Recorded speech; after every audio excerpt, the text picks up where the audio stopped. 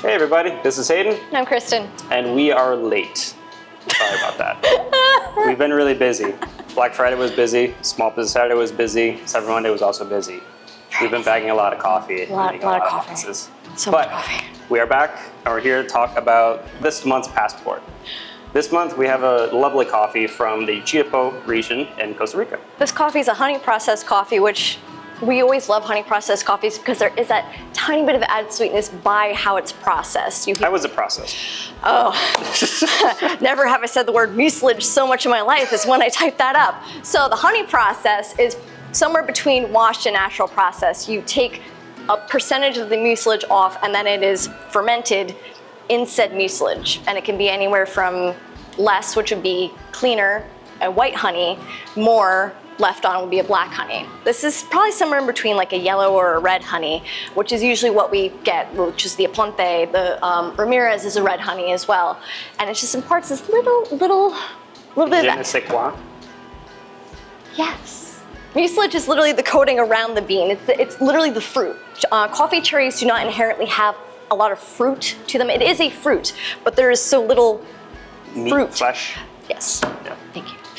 There's so little actually to the cherry that it's that thin layer that is depulped and fermented in some caliber, which imparts the flavor. And that is where the sugar lies as well, which again, inherently doesn't have a lot of sugar, but it's enough that by leaving it on and letting that ferment, you get a little bit of extra sweetness.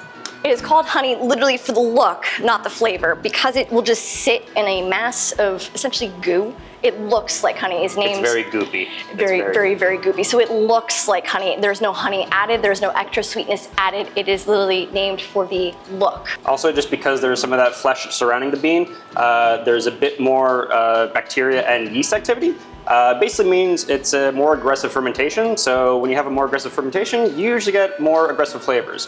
I wouldn't really describe this as an aggressive coffee, but the flavors are definitely more pronounced. And we're going to talk about those right now. No, we also... Not right now, later. Got ahead of myself. Yes. So the name of the honey process can be a little bit confusing if you're looking for that honey note. This coffee is confusing in another way because of its name as well.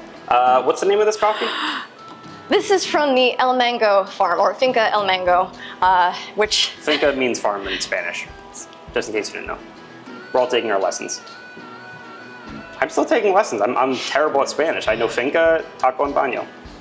More than I know. We wanted to stick with the name because it rolls off the tongue, and the thing that's misleading about this is there's not a single lick of mango in these flavor notes. Still delicious, just not mango delicious. Absolutely not. No, we're gonna rephrase that. Absolutely delicious, absolutely no mango. We've had mango tasting notes, we've had mango co-ferments. This is just not one of those coffees. It's just the name, we like the name, and you're gonna love this coffee. We chose this coffee kind of similar how we chose last month's coffee. We had a Kenya that we really like to essentially pair with Thanksgiving dinner. My mom actually made a very delicious custard pecan pie that paired exceptionally well with that Kenya. Thank you, Mom. She's probably watching this. And while this coffee won't pair with pecan pie specifically, maybe as well as that Kenya will, this still is very much a flavor of the season. Yes. And we think it's going to go fantastic with whatever festivities you have planned for this holiday. Also, I was right, and cranberry sauce. Oh, the Kenya? Mm-hmm. Yeah, the Kenya did go well with cranberries. Mm-hmm. It went well with everything. I really hope you guys had some. There's none left, so if you guys missed out, you missed out. But if you didn't get it, get some of this. This is still really, really good. We're going to talk about what it tastes like right now. I didn't forget that time. Ooh. Mm.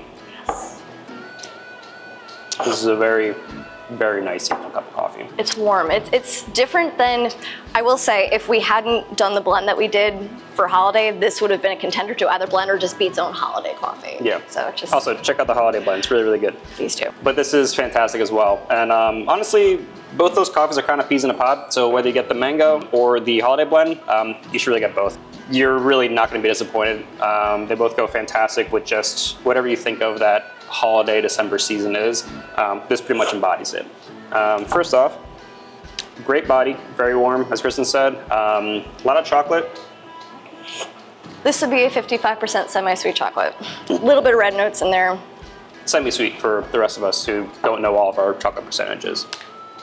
You can take the pastry chef out of the girl, but my former career was a pastry chef, so I worked with a lot of chocolate, and it comes in handy when we're doing cuppings. So, but definitely chocolate, definitely delicious, semi-sweet, something with a really good body, a little bit of fruit. Speaking of fruit, there is more in here. Tart. Tart, a little bit red, not cranberry though, a little bit sweeter than that. Raspberry? Raspberry.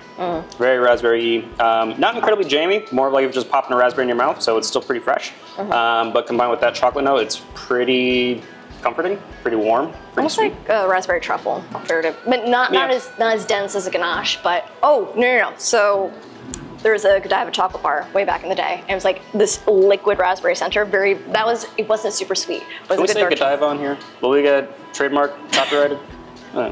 We've said Hershey's before. Raspberry chocolate, and there is a little bit of a lighter note in there. It just kind of keeps it bright.